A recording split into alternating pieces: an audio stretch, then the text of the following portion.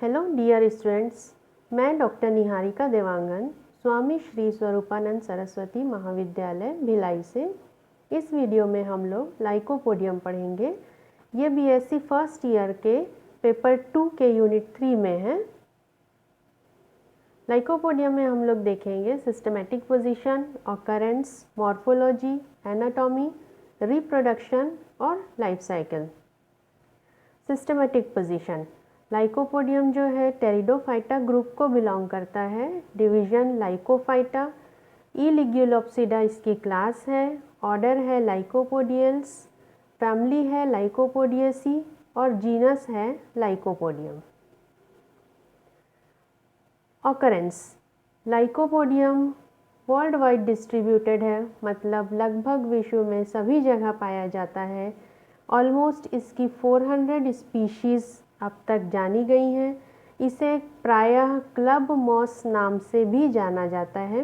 India में इसकी 33 species पाई जाती हैं, जिसमें से कुछ इम्पॉर्टेंट स्पीशीज़ हैं lycopodium cernuum, lycopodium serratum, lycopodium phyllanthum, lycopodium विटेंसा। लाइकोपोडियम जो है इरेक्ट भी होते हैं, मतलब सीधे स्ट्रेट खड़े हुए प्लांट भी होते हैं। क्लाइंबर्स भी होते हैं, दूसरे प्लांट के ऊपर चढ़ने वाले। इपिफिटिक भी होते हैं, दूसरे प्लांट पर डिपेंड रहने वाले, या क्रीपिंग, नीचे ज़मीन में रेंगने वाले। नेक्स्ट है लाइकोपोडियम की मॉर्फोलॉजी, आकारिकी लाइकोपोडियम की। इस डायग्राम से देखिए, लाइकोपोडियम जो है एक स्पोरोफिटिक प्लांट है। इसकी ब्रांच जो है डाइकोटोमसली ब्रांच्ड होती हैं। ये रूट, स्टेम और लीव्स में डिवाइडेड होता है। इसमें जो ब्रांचिंग पैटर्न होता है वो एक ब्रांच निकल के 2 भाग में डिवाइड होती है, फिर हर एक पार्ट जो है फिर से 2 पार्ट में डिवाइड होता है। इसको डाइकोटोमसली ब्रांच कहा जाता है। तो लाइकोपोडियम की मॉर्फोलॉजी देखा जाए तो रूट, स्टेम और लीफ में डिवाइडेड स्पोरोफिटिक इंडिपेंडेंट प्लांट होता है ये। इसमें डाइकोटोमसली ब्रांच्ड प्रेजेंट होती है। लीव्स जो होती हैं वो पॉइंटेड होती हैं और वर्ल में एक साथ एक गुच्छे की तरह स्टेम के पूरे गोलाई में अरेंज होती है। इनकी साइज़ 2 मिलीमीटर से 10 मिलीमीटर तक हो सकती है, लेकिन लीव्स में स्टॉक प्रेजेंट नहीं होता जो पत्तियों को स्टेम से जोड़ता है। लीव्स में मिडरिब पाई जाती है और रूट्स जो होती हैं वो एडवेंटिशियस होती हैं। नेक्स्ट है एनाटॉमी। तो सबसे पहले रूट की एनाटॉमी देखते हैं। ये रूट का स्ट्रक्चर है एनाटॉमिकल। सबसे बाहर की लेयर एपिब्लेमा कहलाती है, जिसमें रूट हेयर्स प्रेजेंट हैं। उसके जस्ट अंदर वाली जो लेयर है वो कॉर्टेक्स होती है। एपिब्लेमा पेरेन्काइमेटस सेल्स की बनी होती है। कॉर्टेक्स 2 टाइप के सेल्स की बनी होती है, पेरेन्काइमेटस और स्क्लेरेन्काइमेटस। स्पीशीज़ वाइज अलग अलग वेरिएशन होता है। किसी में पेरेन्काइमेटस स्क्लेरेन्काइमेटस दोनों टाइप के सेल्स और किसी में सिर्फ पेरेन्काइमेटस सेल्स की बनी हुई कॉर्टेक्स होती है। एंडोडर्मिस और पेरिसाइकल नहीं पाया जाता। पित्त इसमें नहीं पाई जाती है। जो जाइलम और फ्लोएम का अरेंजमेंट होता है, जिसे स्टील कहते हैं, स्टीलर सिस्टम, इसमें डाई आर्च, टेट्रा आर्च या पॉली आर्च होता है अलग अलग स्पीशीज़ के अकॉर्डिंग। और जाइलम इसमें एक्सार्च होता है। एक्सार्च जाइलम का मतलब जो प्रोटोजाइलम होते हैं वो पेरीफेरी की तरफ, और जो मेटाजाइलम होते हैं वो सेंटर मतलब पित्त की तरफ पाए जाते हैं। नेक्स्ट है एनाटॉमी ऑफ स्टेम। स्टेम की एनाटॉमी देखें तो सबसे बाहर वाली जो लेयर है, outermost layer epidermis, parenchymatous cells की बनी है। उसके जस्ट बाहर क्यूटिकल भी पाया जाता है। सिंगल लेयर होती है। कॉर्टेक्स, लाइकोपोडियम में 3 टाइप के कॉर्टेक्स प्रेजेंट होते हैं। 3 types of cortex is found in lycopodium. First, made up of thin walled cells, intercellular space present. Example लिया गया है लाइकोपोडियम सिलेगो का। ये यहाँ पर दिख रहा है, इंटरसेल्यूलर स्पेस इसमें प्रेजेंट है। ये एक टाइप का कॉर्टेक्स है। Second, made up of sclerenchymatous cells with no intercellular space. किसी लाइकोपोडियम स्पीशीज़ में स्क्लेरेनकाइमेटस थिक वॉल्ड सेल्स के बने कॉर्टेक्स होते हैं, इनमें इंटरसेल्यूलर स्पेस नहीं पाई जाती। और थर्ड टाइप होता है जिसमें जो पूरा कॉर्टेक्स है वो 3 भाग में डिवाइडेड होता है, आउटर, इनर और मिडिल रीजन। आउटर और इनर रीजन, ये आउटर और ये इनर रीजन, ये दोनों स्क्लेरेनकाइमेटस सेल्स का बना होता है, थिक वॉल्ड। मिडिल रीजन जो होता है वो पेरेनकाइमेटस सेल्स का बना होता है। लाइकोपोडियम क्लेवेटम इसका एग्जाम्पल है। कॉर्टेक्स के बाद आता है endodermis. Endodermis single layer structure होती है और कैस्पेरियन स्ट्रिप्स इसमें प्रेजेंट होती है। एंडोडर्मिस के जस्ट बाद 2 से 3 लेयर पेरिसाइकल पाई जाती है और सेंटर में होता है फिर स्टील। तो स्टील अलग अलग स्पीशीज़ में अलग अलग टाइप के होते हैं। प्रोटोस्टील टाइप का स्टीलर सिस्टम प्रेजेंट होता है जिसमें पिथ एब्सेंट होती है, जाइलम एक्सार्च होता है और ट्रैकिड्स का बना होता है। फ्लोएम जो होती है सीव ट्यूब और फ्लोएम पैरेन्काइमा की बनी होती है। लाइकोपोडियम में टोटल 3 टाइप के स्टील पाए जाते हैं, एक्टिनोस्टीलिक स्टील, प्लेक्टोस्टील और mixed protostele. Anatomy of leaf. Leaf generally चपटी होती है, इसका इंटरनल स्ट्रक्चर बहुत सिंपल होता है। Outer most single layered epidermis जिसमें स्टोमेटा प्रेजेंट होता है, क्यूटिकल उसके ऊपर पाया जाता है। मीजोफिल सेल्स होते हैं, क्लोरेनकाइमेटस सेल्स होते हैं जिसमें इंटरसेल्यूलर स्पेस प्रेजेंट होती है और वेस्कुलर स्ट्रैंड बीच में पाया जाता है। Next is reproduction. लाइकोपोडियम में 3 टाइप के रिप्रोडक्शन होते हैं। एक तो वेजिटेटिव रिप्रोडक्शन जो बल्बिल्स, ट्यूबरसल्स और बर्ड्स के थ्रू होता है। दूसरा एसेक्सुअल रिप्रोडक्शन, तीसरा सेक्सुअल रिप्रोडक्शन। एसेक्सुअल रिप्रोडक्शन जो होता है वो स्पोरेंजिया के थ्रू होता है। स्पोरेंजिया लाइकोपोडियम की मेन प्लांट बॉडी स्पोरोफिटिक है, ये डोमिनेंट स्टेज है। तो लाइकोपोडियम में स्पोरेंजिया के थ्रू एसेक्सुअल रिप्रोडक्शन होता है। Plant body of lycopodium is sporophytic and asexual reproduction takes place through spores which are formed inside sporangia. ये लाइकोपोडियम के स्ट्रोबिलस का स्ट्रक्चर है, उसका एलएस है। इसमें ये अंदर में छोटे छोटे स्पोर्स हैं। स्पोर्स जिसके अंदर होते हैं उसको स्पोरेंजिया कहते हैं।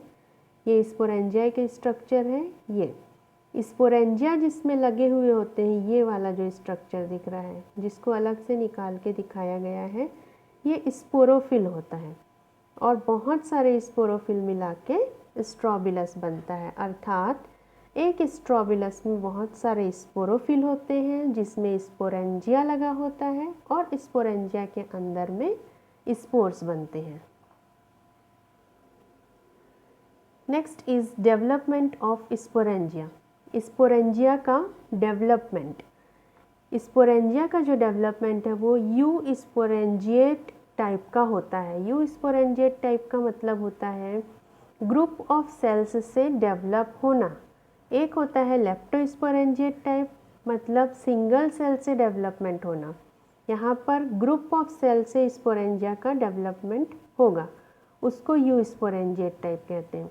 यहाँ पर के कुछ सेल्स जो होंगे वो स्पोरेंजियल इनिशियल कहलाएंगे, ये ग्रुप ऑफ सेल्स होंगे, ये सुपरफिशियल सेल्स होंगे।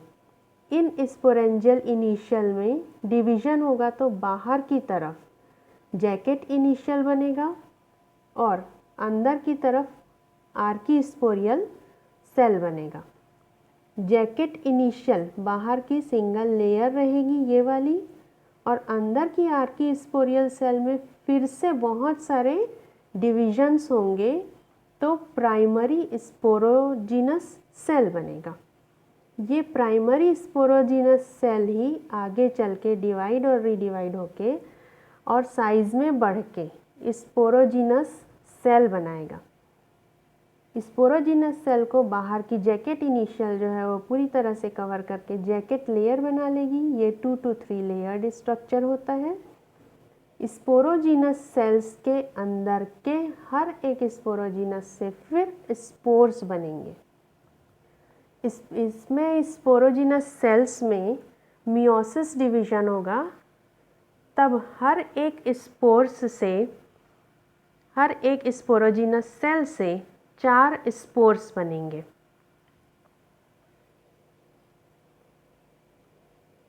नेक्स्ट आएगा डेहिसेंस ऑफ स्पोरेंजियम।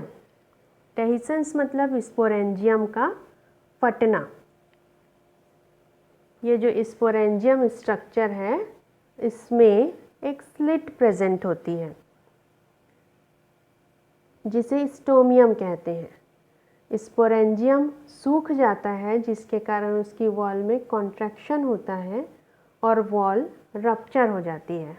वॉल के रप्चर होने से अंदर के जो स्पोर्स हैं वो बाहर आ जाते हैं।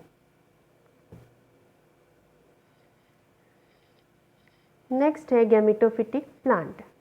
स्पोरेंजियम में जो स्पोर्स बने थे, स्पोरेंजियम में स्पोर्स मियोसिस होने के बाद बने थे, अर्थात मियोसिस हो गया तो अब वो हैप्लॉइड स्पोर्स हो गए। स्पोरोफिटिक जनरेशन जो थी वो डिप्लॉइड जनरेशन थी। स्पोर मदर सेल से स्पोर्स जो बने थे वो मियोसिस होके 4 अलग अलग हैप्लॉइड स्पोर्स बना लिए थे। ये जो स्पोर्स हैं हैप्लॉइड स्पोर्स, ये आगे चल के गैमेटोफिटिक जनरेशन में या गैमेटोफिटिक प्लांट में ग्रो करते हैं। ये कहलाती है हैप्लॉइड जनरेशन। स्पोरोफिटिक जनरेशन होती है डिप्लॉइड जनरेशन। तो स्टोमियम के थ्रू जब स्पोरेंजियम का डेहिसेंस होता है और वहाँ से स्पोर्स निकलते हैं तो कुछ समय बाद ये जर्मिनेट होते हैं और गैमेटोफिटिक प्लांट बनाते हैं। हर एक स्पोर जो होता है वो ट्राई रेडिएट होता है। ट्राई रेडिएट उसमें एक रिज प्रेजेंट होती है जो ये ट्रायंगल टाइप दिख रही है, इसे कहते हैं ट्राई रेडिएट रिज। ये एक स्पोर, इसमें आउटर लेयर एक्साइन होती है जो रफ होती है, स्पाइनी होती है, कांटिल होती है, कांटेदार, और इनर स्मूथ इंटाइन होती है। एक्साइन में बीच बीच में स्पेस छुटी होती है जहाँ से जर्मिनेशन के समय इंटाइन बाहर निकलती है। अंदर में एक न्यूक्लियस होता है। इसका जो डेवलपमेंट होता है लाइकोपोडियम के गैमेटोफाइट का, लाइकोपोडियम होमोस्पोरस होता है। सभी जो स्पोर्स बनते हैं वो एक टाइप के बनते हैं। इसका आगे का फर्दर जो डेवलपमेंट होता है, ये एक सिंगल स्पोर है। इस सिंगल स्पोर में एक अनइक्वल डिवीजन होगा इस तरह से। तो यहाँ 2 अनइक्वल सेल्स बनेंगे, एक छोटा सेल जिसे राइजोइडल सेल कहते हैं और एक बड़ा सेल जिसे अपर सेल कहते हैं, बेसल सेल कहते हैं। ये जो बड़ा वाला सेल है, ये जो लार्ज सेल कहलाता है, ये फिर से डिवाइड होता है एक बेसल सेल और एक अपर सेल में। राइजोइडल सेल एज इट इज़ रहता है। बेसल सेल जो लार्ज सेल है वो बेसल सेल और अपर सेल में डिवाइड होता है। Basal cell again as it is रहता है।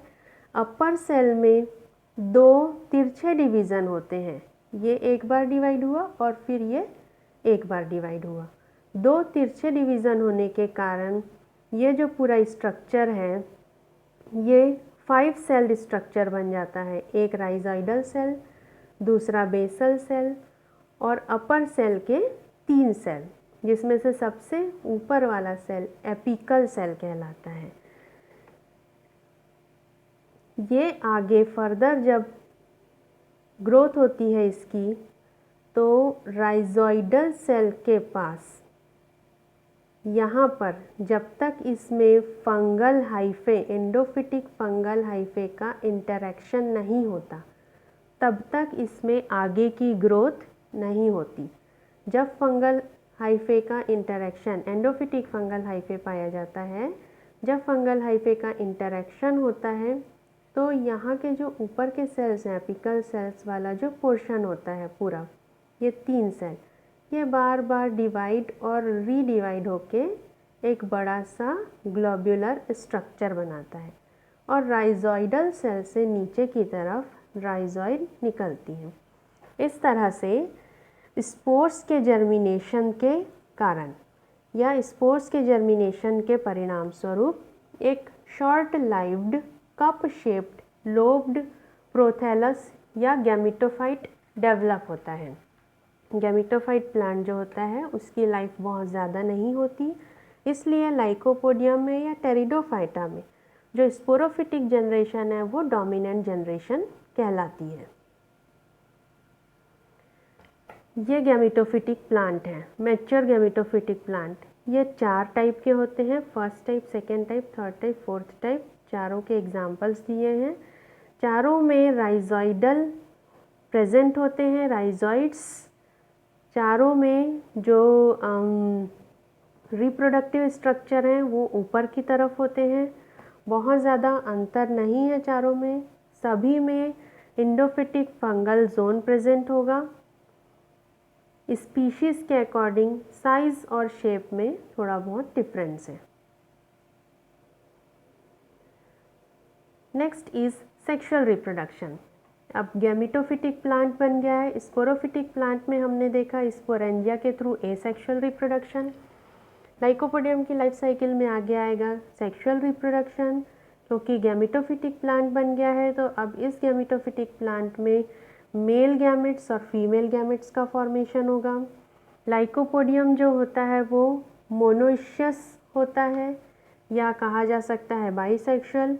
ऊगैमस टाइप का सेक्सुअल रिप्रोडक्शन होता है। इसमें मेल सेक्स ऑर्गन को एंथ्रीडिया कहते हैं, जो मैच्योर होने पे एक ग्लोब्यूलस स्ट्रक्चर बनाता है जो आधा पार्शियली गैमेटोफाइट में धंसा हुआ होता है और सिंगल लेयर जैकेट से घिरा हुआ होता है।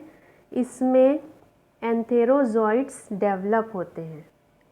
फीमेल सेक्स ऑर्गन जो होता है आर्कीगोनिया कहलाता है। मैच्योर होने पर आर्कीगोनिया फ्लास्क के आकार का दिखता है, जिसमें नीचे का एक फुला हुआ भाग बेसल वेंटर कहलाता है, जिसमें एग प्रेजेंट होता है, और ऊपर का भाग नेक कहलाता है। ये है एंथ्रीडिया का डेवलपमेंट। एंथ्रीडिया के डेवलपमेंट में सबसे पहले एक सिंगल सेल जो है एंथ्रीडियल इनिशियल कहलाने लगता है। एक्टिव होके बाकी सेल से डिफरेंट होके वो डिवाइड होने लगता है। तो जब उसमें ट्रांसवर्स डिवीजन होता है, ऊपर प्राइमरी जैकेट सेल बनती है, नीचे प्राइमरी एंड्रोगोनियल सेल बनती है। जैकेट सेल में फिर से डिवीजन होता है और एंड्रोगोनियल सेल में भी डिवीजन होगा, लेकिन जैकेट सेल में जो डिवीजन होगा क्रॉस डिवीजन। तो 4 सेल बनती हैं। हमको यहाँ पर 2 सामने की तरफ दिख रही हैं और 2 पीछे की साइड रहेंगी।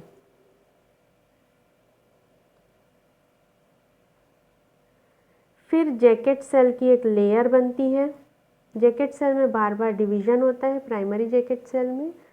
तो ये जैकेट सेल जो है राउंड शेप लेने लगता है, क्योंकि जो प्राइमरी एंड्रोगोनियल सेल है उनमें बहुत सारा डिवीजन होता है और वो ग्लोब्यूलस स्ट्रक्चर बनाने लगते हैं।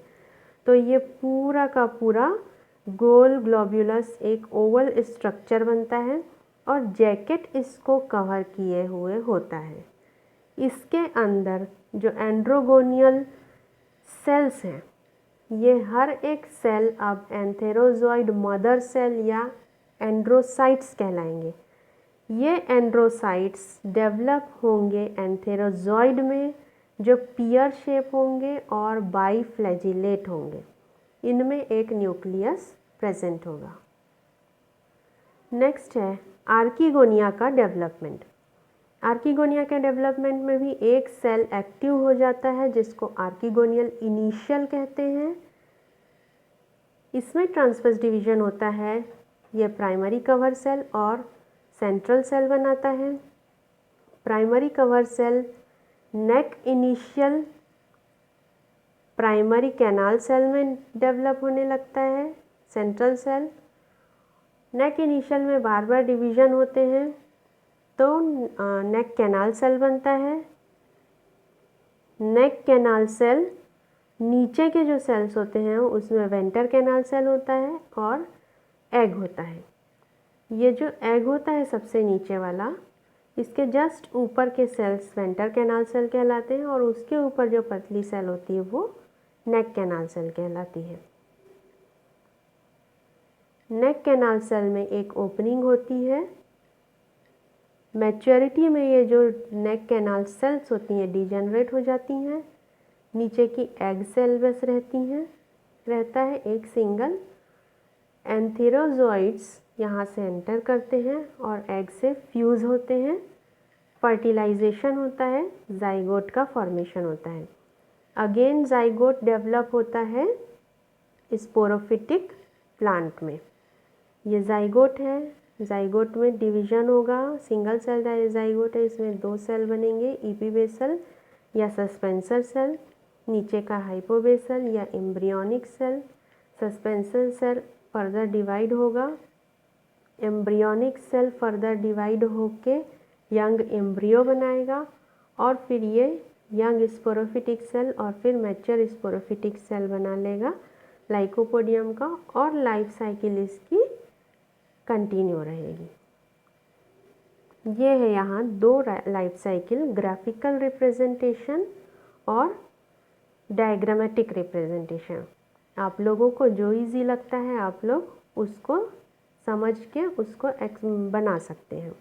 लाइकोपोडियम की स्पोरोफिटिक जनरेशन, ये इधर दिखा रहा है वेजिटेटिव रिप्रोडक्शन के थ्रू लाइकोपोडियम। यहाँ पर ये एसेक्सुअल रिप्रोडक्शन स्पोर्स के थ्रू, और वही जनरेशन आगे बढ़ती है गैमेटोफिटिक जनरेशन में antheridia, archegonia, fertilisation, zygote and again lycopodium. इस वीडियो में इतना ही। Thank you.